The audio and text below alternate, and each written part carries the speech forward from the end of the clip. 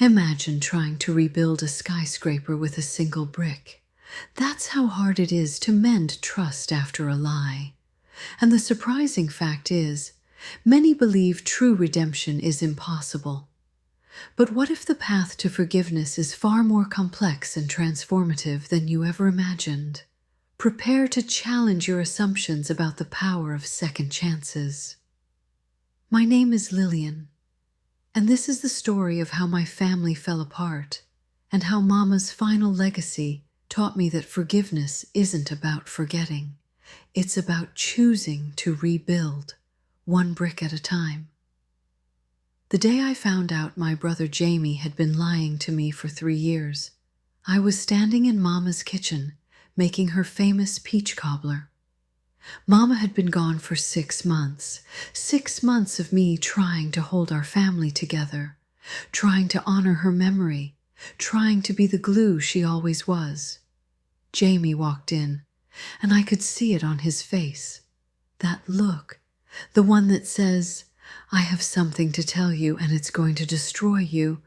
He sat down at Mama's table, the same table where we'd shared 1,000 meals, where Mama had mediated our arguments, where she'd taught us what it meant to be family, and he told me, 3 years ago when Mama got sick, when we were all scrambling to figure out how to pay for her treatments, Jamie had taken out a loan against Mama's house. Our house.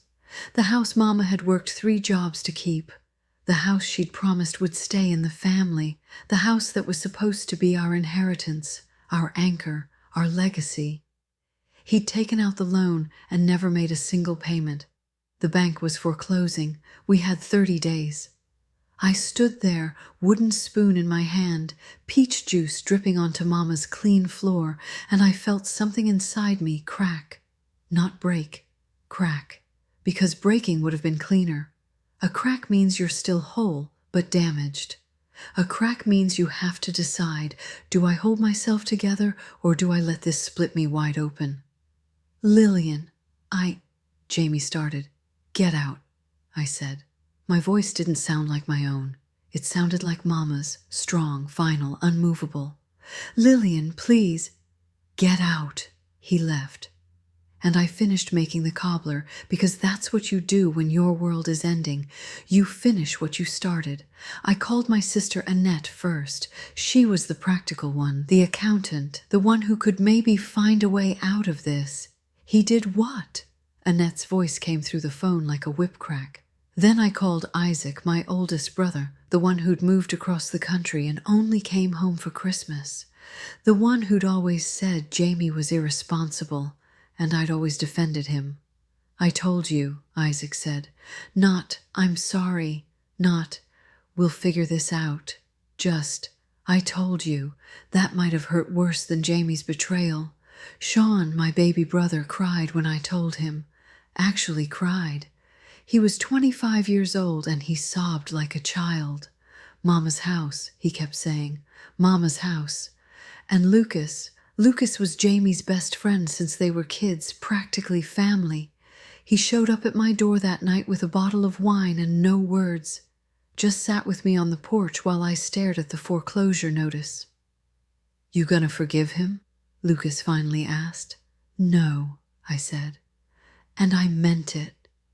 2 weeks later, while cleaning out Mama's closet, because we had to prepare to lose the house, had to pack up a lifetime, had to say goodbye to the only place that felt like home, I found a box. It was labeled in Mama's handwriting, "For my children, when you need it most." Inside were 5 letters, one for each of us, Lillian, Jamie, Isaac, Shawn, Annette.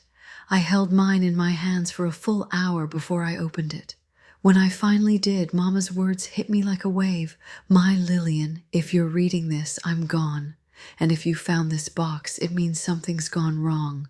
Something's broken between you and your siblings. I don't know what it is, but I know you, baby. I know you're holding on to anger like it's a shield. I know you think if you let it go, you'll fall apart. But anger doesn't protect you, Lillian. It imprisons you. You've always been my strong one, my firstborn. The one I leaned on when your daddy left, When money was tight, when I got sick, you held us together. But baby, you can't hold everything together by force. Sometimes things have to break so they can be rebuilt stronger. I need you to do something for me, something hard. I need you to forgive. Not because whoever hurt you deserves it, but because you deserve to be free. Forgiveness isn't about forgetting. It's not about trust being magically restored. It's not even about reconciliation, sometimes. Forgiveness is about releasing the debt. It's about saying, you hurt me, what you did was wrong. But I will not let what you did define my life. You think trust is rebuilt with one grand gesture, one apology, one moment of clarity. But baby, trust is rebuilt brick by brick, day by day, choice by choice. And sometimes the person you're rebuilding trust with is yourself. Trusting yourself to set boundaries, trusting yourself to walk away if needed, trusting yourself to love again, even after betrayal. Jamie made mistakes. I know he did. If it's not Jamie, insert whoever's name it is. I raised y'all, I know how you are. But you made mistakes too. We all have. And the only reason you're still here, still loved, still given chances, is because of grace. God's grace. My grace. The grace of a family that chooses to stay even when staying is hard. So here's what I'm asking. Sit down with whoever hurt you. Listen to their story. Not their excuses, their story, the fear, the shame, the desperation that led them to do what they did. You don't have to trust them tomorrow. You don't have to make everything okay right now. But you have to start. One brick, one conversation, one choice to not let bitterness steal your future. Because baby, when you refuse to forgive, you're not punishing them. You're punishing yourself. I love you. I'm proud of you. And I'm asking you, for me, for yourself, for this family, choose the hard path. Choose forgiveness. Mama. I read that letter 3 times, then I read it again, and then I cried. Not the angry tears I'd been crying for 2 weeks, the soul-deep, ugly, snotty tears that come when something inside you finally breaks open. I called Jamie the next day. We need to talk, I said. He showed up at the house, Mama's house, our house, looking like he hadn't slept in weeks. He probably hadn't. I'm not here to tell you it's okay, I said before he could speak. Because it's not. What you did almost destroyed this family. You lied to me, to all of us. You put Mama's legacy at risk. I know. I'm not done. My voice was steady, strong, Mama's voice. You don't get to interrupt me. You don't get to make excuses. You get to sit there and listen, because that's what I had to do. Sit and listen as my world fell apart. Jamie nodded. Tears were already streaming down his face. But Mama left me a letter, I continued, and she asked me to do something I didn't want to do. She asked me to listen to your story, not your excuses, your story. I sat down across from him at Mama's table. So talk, I said. Tell me the truth, all of it. And he did. He told me about the gambling debt, the one that started small, just weekend poker games with friends, and spiraled into online betting, sports gambling, money he didn't have being thrown at long-shot odds. He told me about the shame, the nights he'd lie awake knowing he was destroying his life but unable to stop. The times he'd almost told me but couldn't bear to see the disappointment in my eyes. He told me about the day Mama found out, how she'd sat him down, not in anger but in sadness, and said, "Baby, you're sick, and you need help." She'd known, Mama had known, and she'd made him promise before she died that he'd get help, that he'd go to Gamblers Anonymous, that he'd tell the truth. But I couldn't, Jamie said, his voice breaking. I thought I could fix it myself. I thought if I could just win big once, just get back to even, I could pay off the loan and nobody would ever have to know. But you didn't win, I said. I lost everything, he whispered. I lost the money. I lost the house. I lost you. We sat in silence for a long time. Finally, I spoke. You didn't lose me, I said, but you broke something, and I don't know if it can be fixed.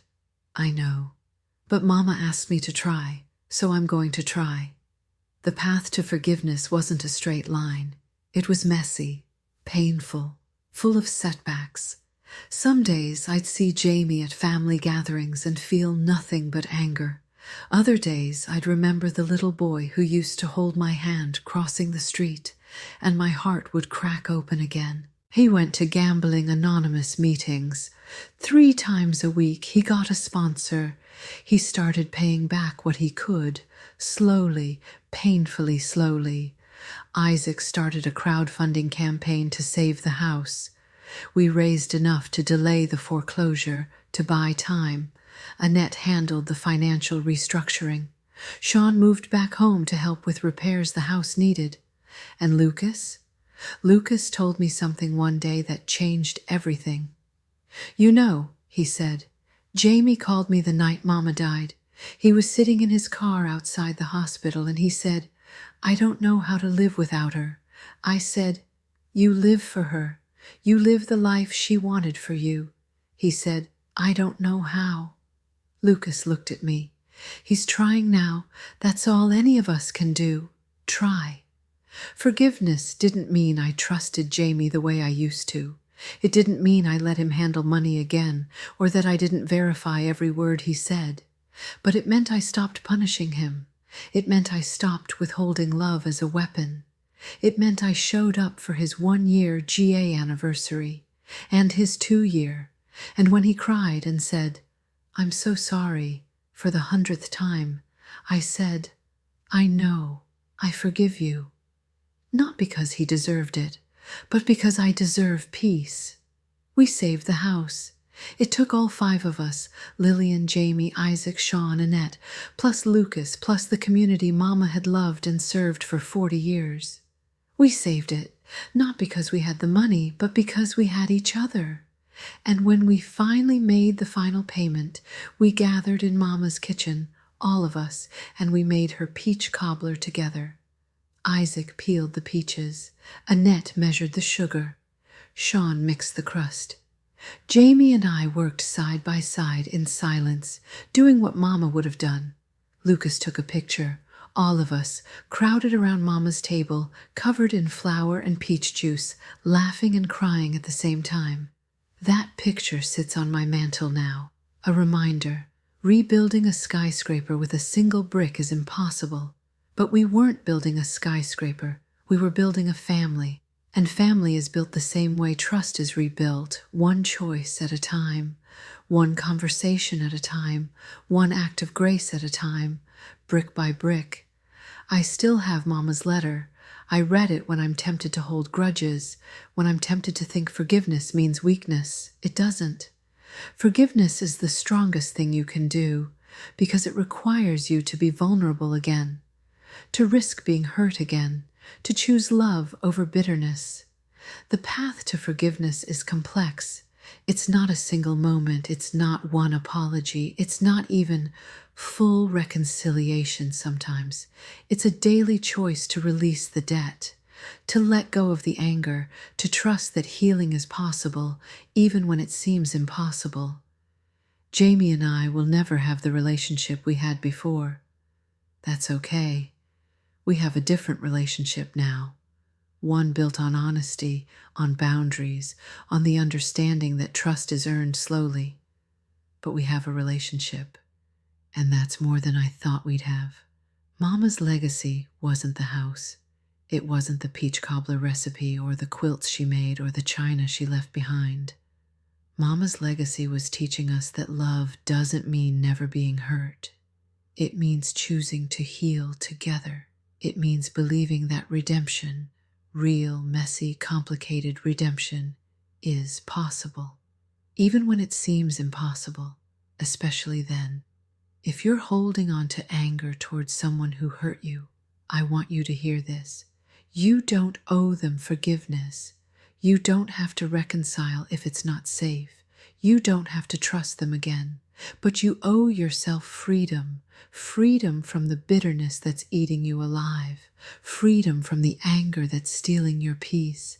Freedom from the prison of unforgiveness. Start with one brick, one conversation, one prayer, one choice to let go of just a little bit of the hurt. You don't have to rebuild the whole skyscraper today. Just lay one brick and then another and another. That's how healing happens, brick by brick. Thank you for listening to this story. Here on Mama's Legacies, every tale carries a lesson, a whisper of truth, and a reminder that the choices we make shape the legacy we leave behind. If this story moved you, inspired you, or made you think differently, take a moment to like, comment, and subscribe. Your support helps these powerful stories reach someone who may need them more than you know. Until the next chapter, take care of your heart, protect your peace, and remember, every legacy begins with the courage to rewrite your own.